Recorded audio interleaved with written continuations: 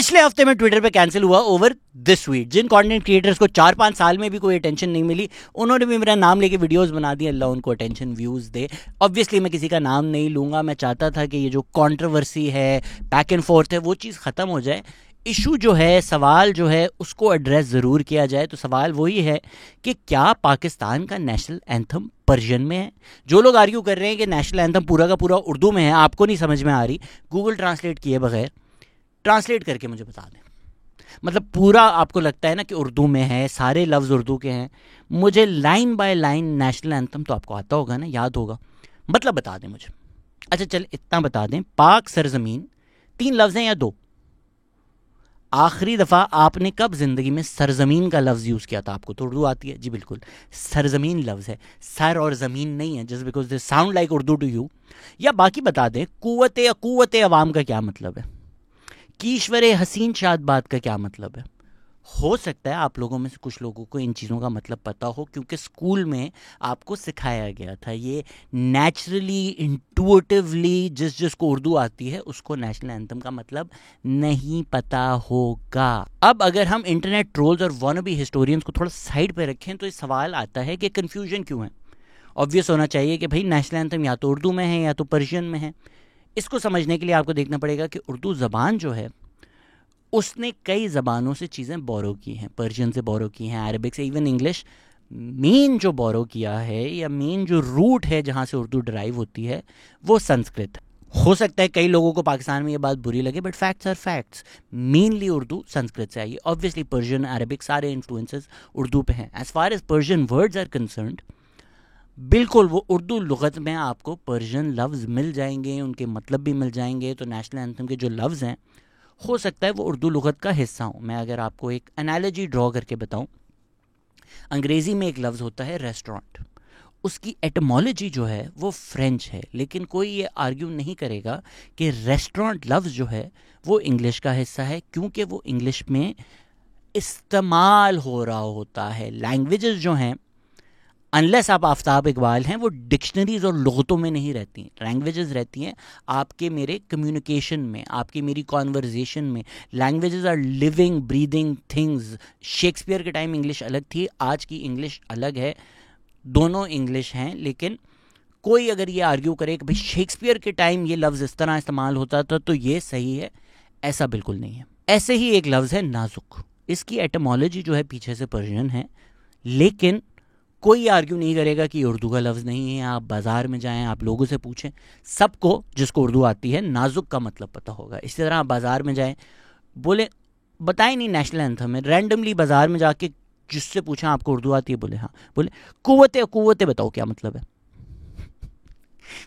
Most likely 80-90 या इससे भी ज़्यादा फ़ीसद लोग जो हैं उसको इस लफ्ज़ का मतलब नहीं आएगा। अब आप लुगत खोल के बोलें कि देखो कुव्वते लिखा हुआ है, या आप अज्यूम कर लें, राइट, कुव्वत मुझे पता है पावर होता है, उससे कुछ रिलेटेड होगा।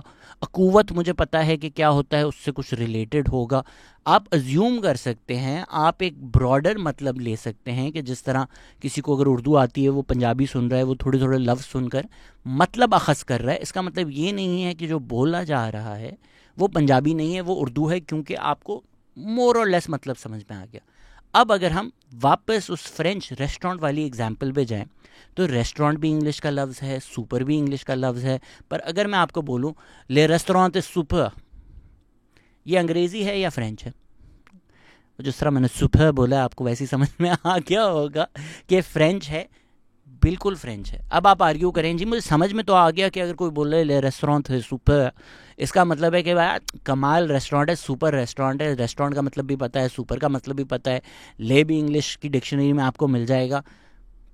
पर जेन्युइनली अगर मैं आपसे पूछूं तो ये फ्रेंच लफ्ज़ है ना, ये फ्रेंच लाइन है ना। इफ़ यूर सेइंग ले रेस्टोरेंट है सुपर, ये इंग्लिश नहीं है, ये फ्रेंच होगा, क्योंकि not just the words itself, the context, the syntax, the grammar, all these things matter. Now when you look at our national anthem, जिस syntax में वो लिखा गया है, जिस grammar में वो लिखा गया है, वो उर्दू से ज़्यादा पर्शियन है। इसीलिए मैं कहता हूँ कि जो लफ्ज़ का है ना, वो उर्दू का है, क्योंकि वो उसको उर्दू बनाता है। वो आपको पर्शियन में नहीं मिलती। उर्दू ग्रामर में अगर लिखा जाता, उर्दू कॉन्टेक्स्ट में अगर लिखा जाता, सिंटेक्स में अगर लिखा जाता, तो का लफ्ज़ इस्तेमाल होता। तो जहाँ का लफ्ज़ नेशनल एंथम में इस्तेमाल हो रहा है वो उसको उर्दू बना देता है। अब आप लोग आर्ग्यूमेंट्स करते रहें कि अच्छा जी पर्शियन लफ्ज़ हैं, पोएटिक लाइसेंस है, इसलिए वो उर्दू ग्रामर में नहीं आ रहा, या उर्दू जो हम जिस तरह यूज़ करते हैं उसमें नहीं बैठ रहा। अगेन डोंट आर्ग्यू के पहले उर्दू इस तरह बोली जाती थी, कभी इस तरह उर्दू नहीं बोली जाती थी। 1954 में ये नेशनल एंथम पब्लिक हुआ है, अडॉप्ट हुआ है, तब भी लोग इसी तरह उर्दू बोल रहे थे, तब भी लोगों को नहीं समझ में आ रही थी। ये चीज़ थोड़ी ज़्यादा ज़रूरी है समझना कि भाई ब्रॉडर पॉइंट में क्या मेक कर रहा था, जो सबके सर से ऊपर से गुजर गई, बस इमोशनल अपील जो है या वो जो ट्रिगर हो गए उस पे सारा रिएक्शन आ गया। पाकिस्तान एक साउथ एशिया में मुल्क है, आप जितना चाह लें आप पाकिस्तान को मिडिल ईस्ट में नहीं इमेजिन कर सकते, और यही हमारी नेशनल कन्फ्यूजन है। And the national anthem speaks to that कि भाई आपकी नेशनल लैंग्वेज ऐसी है जो बेशतर पाकिस्तान लोग नहीं बोलते थे, आपका नेशनल एंथम एक ऐसी ज़बान में है जो 80-90% लोगों को समझ में ही नहीं आए। फिर आप लोग आर्ग्यू कर रहे होते हैं कि यार कितने जो भी ऐड में है कि 4 में से 1 बच्चे को नेशनल एंथम नहीं आता, कैसे आएगा भाई? और मुझे लगता है ये भी स्टैट ऐड के लिए इन्वेंट किया गया है कि थोड़ा इमोशनल लगे, एक ज़रा नेशनलिज्म का जज्बा उसमें आ जाए। आई वुड आर्ग्यू आप सड़क पे जाके लोगों बच्चों से पूछें, बड़ों से पूछ लें, मोस्ट पाकिस्तानीज़ को नेशनल एंथम का शायद मतलब ना आता हो। अब आप लोग जो बैठे हुए हैं, ये अक्सर कमेंट्स में मैं देखता हूँ, danger of a single storey, ये टेड टॉक देखिए बहुत ज़बरदस्त है, नहीं मुझे तो नेशनल एंथम का मतलब आता है। तो भाई आप स्कूल गए होंगे ना, आपको स्कूल में पढ़ाया होगा, तकरीबन 40% बच्चे पाकिस्तान में आउट ऑफ स्कूल हैं, कहाँ सीखेंगे वो नेशनल एंथम? कहाँ से उनको नेशनल एंथम का मतलब पता चलेगा?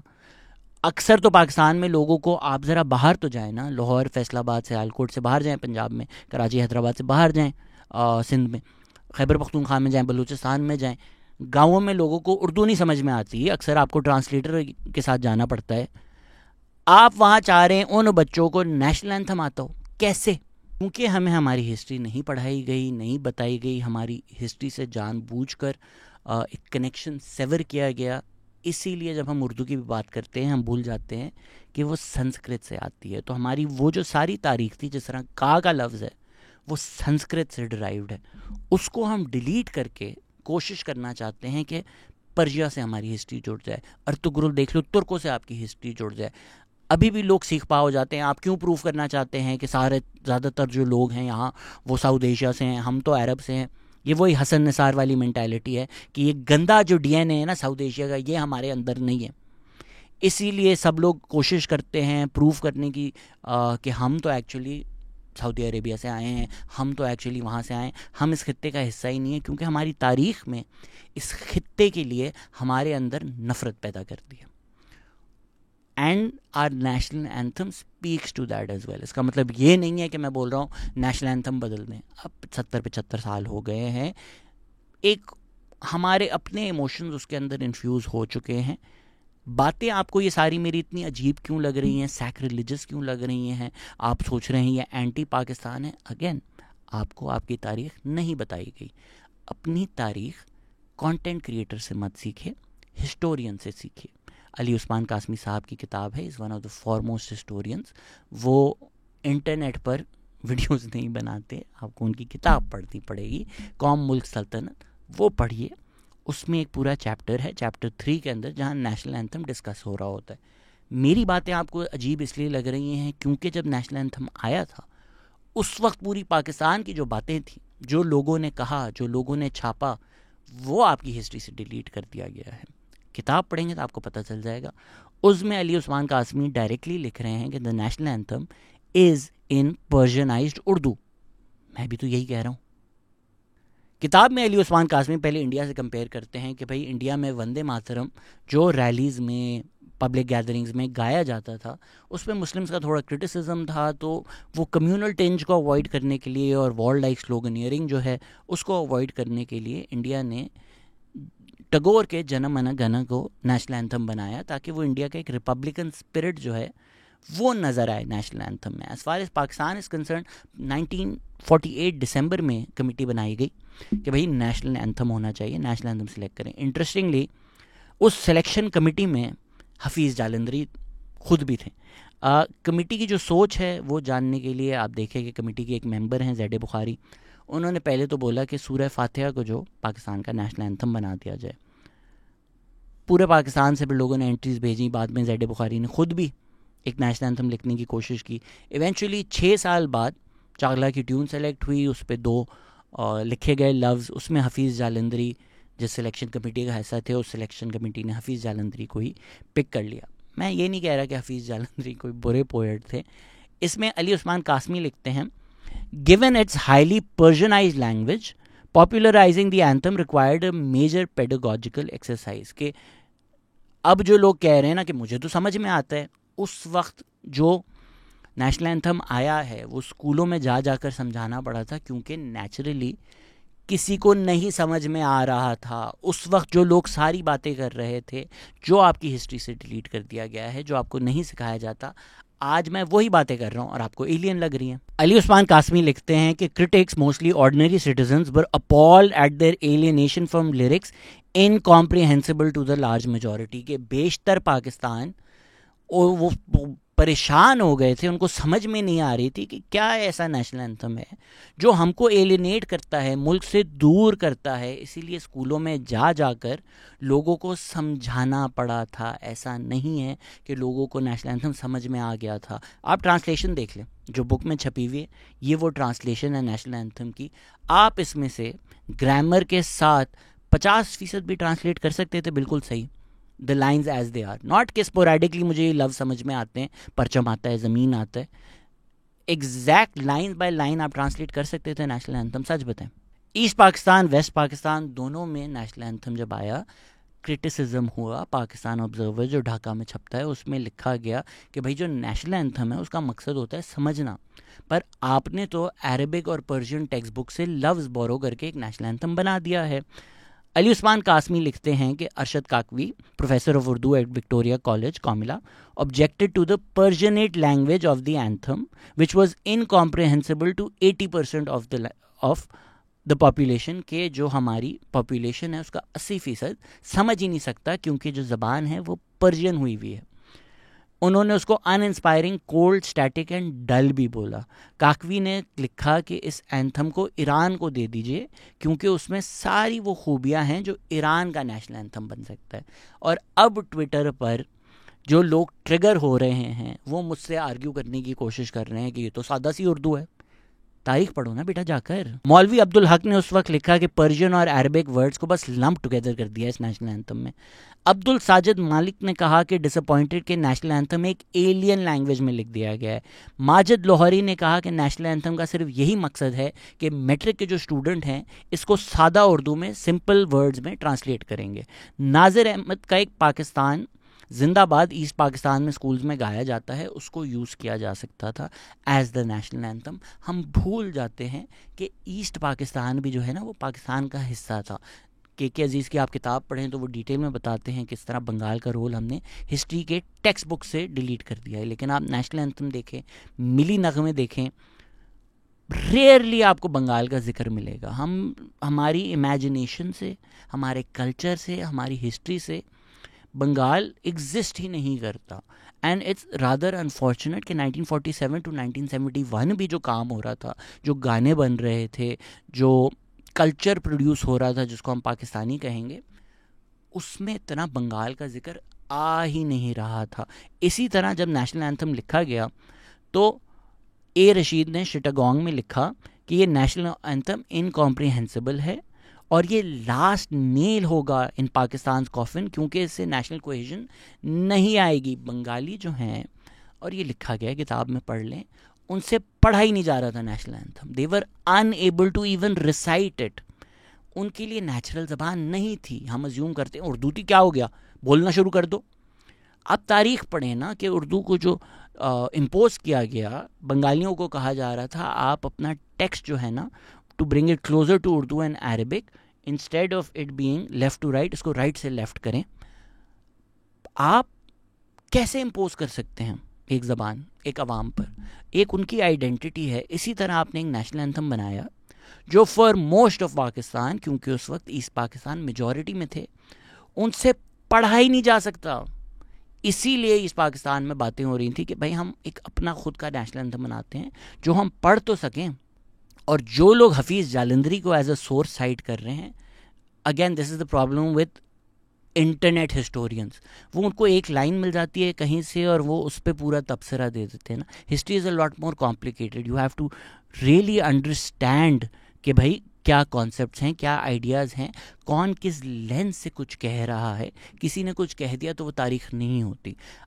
अली उस्मान कासमी हिस्टोरियन है, मैं भी हिस्टोरियन नहीं हूँ, ठीक है। मेरा जो मेजर है, जो मेरा मास्टर्स थीसिस है वो थिएटर हिस्ट्री में है, तो मैं साउथ एशिया का हिस्टोरियन नहीं हूँ। थिएटर की जो आप साउथ एशिया की तारीख पूछेंगे मैं आपको बता दूंगा, लेकिन वो भी करने के लिए, वो थीसिस लिखने के लिए जो सारे असूल हैं हिस्ट्री के, वो मुझे पढ़ने पड़े थे, समझने पड़े थे, ताकि मैं एक थीसिस लिख सकूं, ताकि मैं हिस्ट्री को रिसर्च कर सकूं।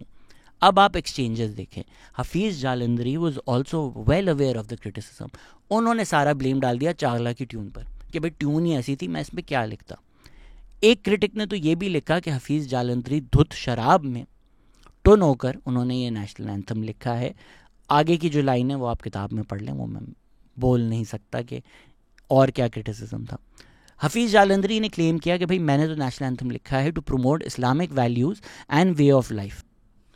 अगेन इंटरनेट आर्ग्यूमेंट्स में मत जाएं, हफीज़ जालंधरी खुद मान रहे हैं, खुद लिख रहे हैं कि मैंने हर लाइन में पर्शियन वर्ड्स यूज़ किए हैं। इनफैक्ट ये जो इनको क्रिटिसाइज कर रहे हैं ना, हफीज़ जालंधरी लिख के उनका मजाक उड़ा रहे हैं, सरकास्टिकली उनको कह रहे हैं कि क्या नहीं मैं फिर आलीशान का लफ्ज़ ना यूज़ करूँ, क्या लफ्ज़ यूज़ करता मैं, वड्डा। ये हफीज़ जालंधरी लिख रहे हैं। क्या पंजाबी लफ्ज़ लिखता मैं, वड्डा, वडेरा, उच्छा, लम्हा। Do you understand the mentality with which he is writing कि मैं घटिया लफ्ज़ यूज़ करता वड्डा। नेशनल एंथम में ए पेंडू लफ्ज़ होता है, वड्डा ए की लफ्ज़ है, जबकि उनका नाम क्या है, हफीज़ जालंधरी। अपनी पहचान उन्होंने जलंधर से जोड़ी हुई है, लेकिन वड्डा लफ्ज़ इनको घटिया लग रहा है, इनको पेंडू लग रहा है, इनको नेशनल एंथम के काबिल नहीं लग रहा। It speaks to a certain mentality we had right while trying to make what Pakistan is to be, कि पाकिस्तान क्या होगा। ये जाहिल वड्डा लफ्ज़ नहीं आएगा इसमें। और ये कौन कह रहा है, हफीज़ जलंधरी। अपनी पहचान उनकी जलंधर से है, पर वड्डा लफ्ज़ जड़ा है ना, ये लगा था मैं नेशनल एंथम में। यही जो मेंटालिटी है कि भाई आपने जब कह दिया हमारा जो कल्चर है, हम जो लोग हैं वो कमतर हैं, वो घटिया हैं, वो किसी इल्मी चीज़ के काबिल नहीं है। उर्दू जो है वो पढ़े लिखे लोगों की ज़बान है, और पर्शियन तो इससे भी ज़्यादा पढ़े लिखों की ज़बान है।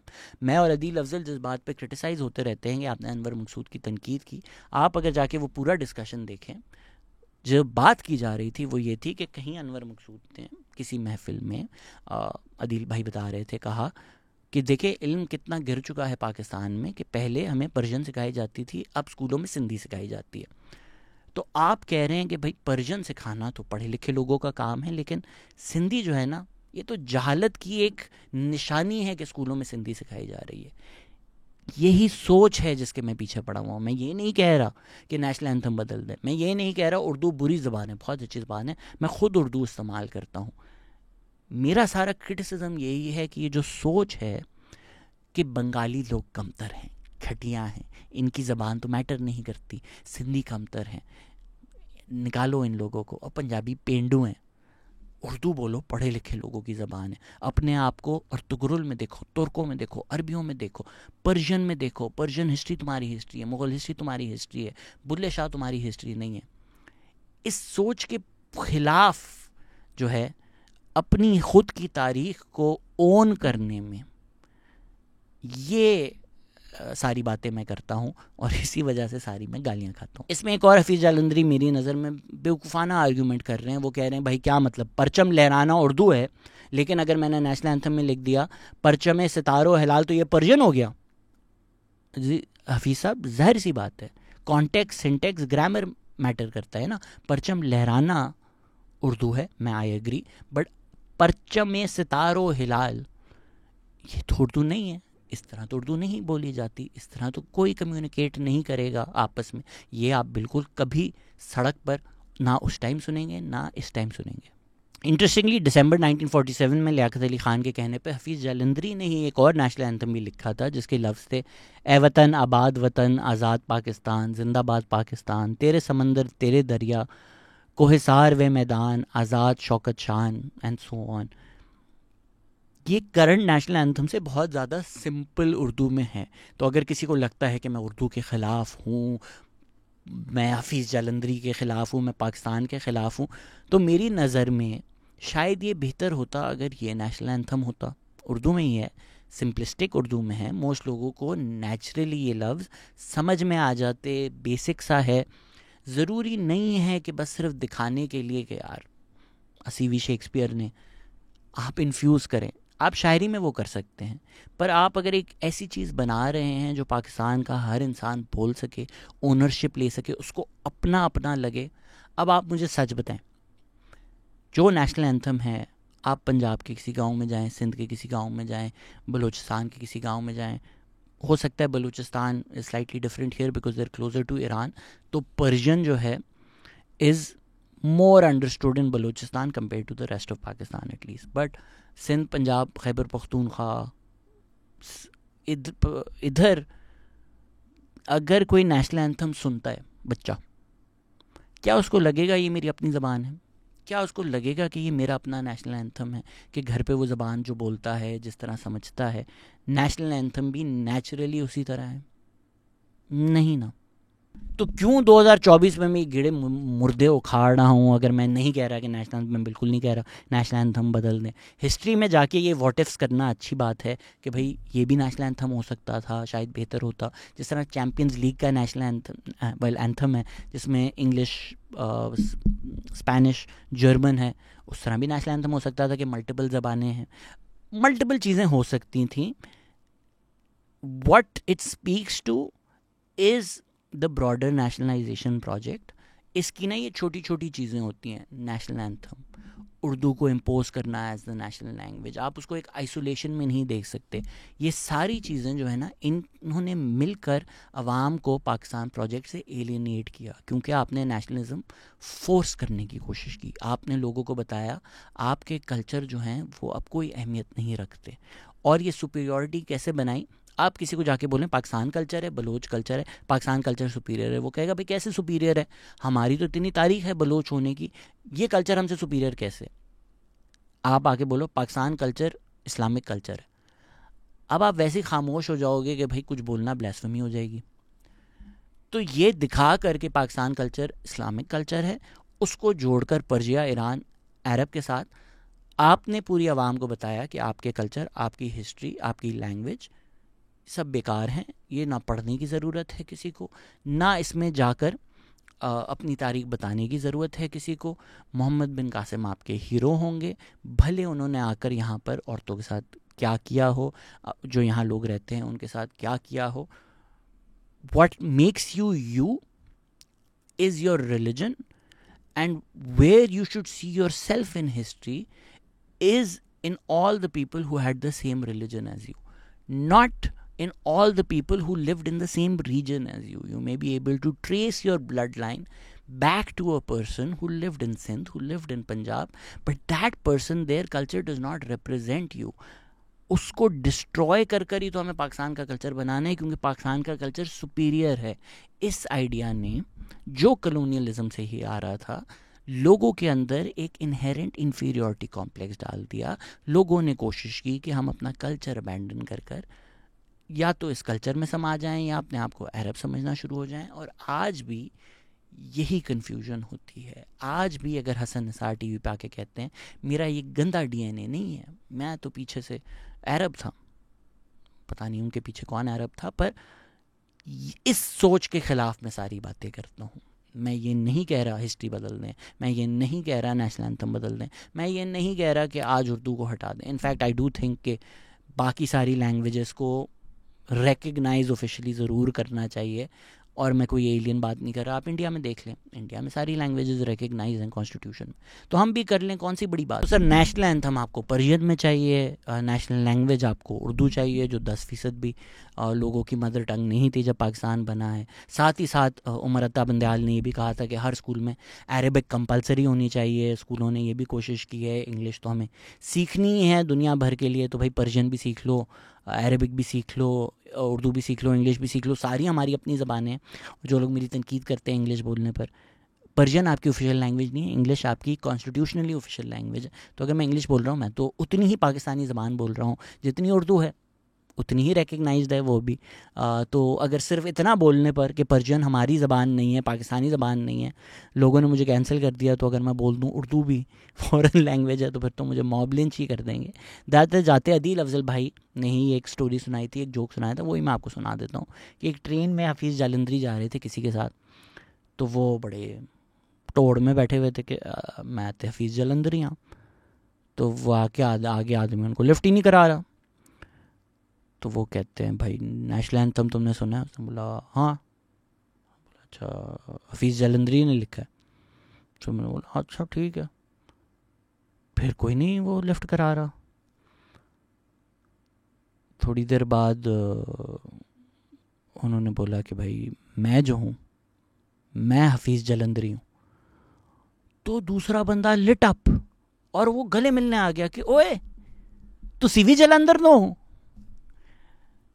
ये जो है ना, है तो एक जोक, बट इसमें रिलेटेबिलिटी जो आती है ना, कि जब सिद्धू मूसेवाला बजता है और पूरे पंजाब के वो दिल को जाके छू जाता है, आपको उनको बताने की ज़रूरत नहीं है कि ये तुम्हारी ज़बान में है, ये तुम्हारी बातें कर रहा है, वो आपका एक नेचुरल कनेक्शन है ऑलरेडी। इसी तरह जलंधर से होना उस आदमी के लिए एक नेचुरल कनेक्शन था कि भाई हम सेम हैं, हमारा कल्चर सेम है, हमारी ज़बान सेम है, अब मैं तुमसे बात कर सकता हूँ, अब तुम मेरे से ऊपर नहीं हो, तुम मेरे अपने हो।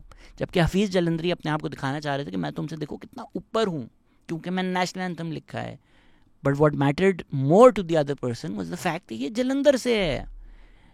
इस तरह कनेक्शंस जोड़ने चाहिए, इस तरह कनेक्शंस बनाने चाहिए, इस तरह पाकिस्तानियत जगानी चाहिए कि अरशद नदीम ने जब जैवलिन थ्रो किया है, किसी को जाके बोलना नहीं पड़ा था कि पेट्रियोटिज्म दिखाओ, आ गया अंदर से। यही होना चाहिए था। तो अगर नेशनल एंथम सुनकर उस टाइम आपकी 80-90% पॉपुलेशन फेल्ट एलियनेटेड, इस चीज़ को एक्नॉलेज करने में, मानने में कोई मुनासबत नहीं है, कोई गलत बात नहीं है। भले आप इंसानों की जितनी इज्जत करें, आपके हीरोज़ हों, वो गलतियां कर सकते हैं। I genuinely think had we picked another national anthem, even out of the options that were available to the same committee written by the same people, it might have been better. Not to say let's change it now, 75 years later, the national anthem means to us what it means now. But इस बात पे रोना कि बच्चों को national anthem का मतलब ही नहीं पता, भाई कैसे पता होगा? Bit too much at this point.